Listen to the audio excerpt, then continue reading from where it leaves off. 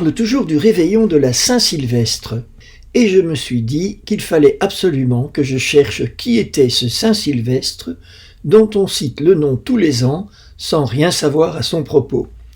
C'est pour cela que je vous propose aujourd'hui ce podcast en l'honneur de sa fête et de la nouvelle année qui arrive.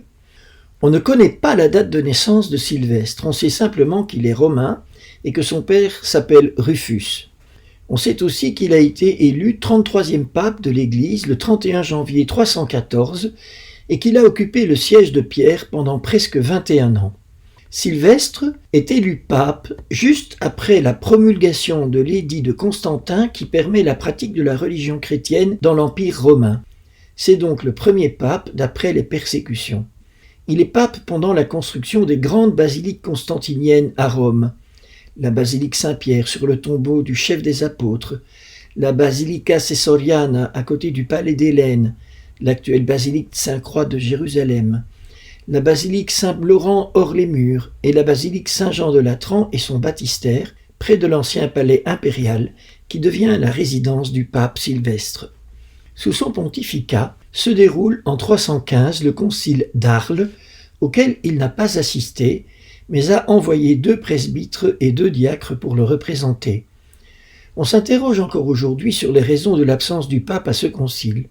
Une raison invoquée est que Sylvestre a refusé de se plier à une décision prise par Constantin. Ce concile, je vous le rappelle, est convoqué par l'empereur Constantin pour régler la question des donatistes qui refusaient le pardon aux apostats et en particulier ne reconnaissaient pas la validité des sacrements conférés par des évêques apostats qui avaient réintégré l'Église après les persécutions. Le donatisme avait déjà été condamné lors du concile du Latran en 313, avant l'élection de Sylvestre. Mais comme la décision était contestée, il a fallu un second concile pour confirmer la condamnation. Sylvestre n'est pas présent non plus au concile de Nicée en 325, probablement de nouveau parce qu'il est convoqué par Constantin.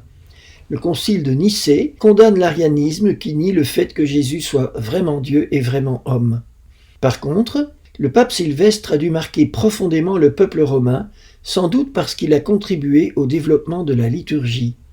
C'est ainsi qu'immédiatement après sa mort, le 31 décembre 335, il est vénéré comme confesseur de la foi.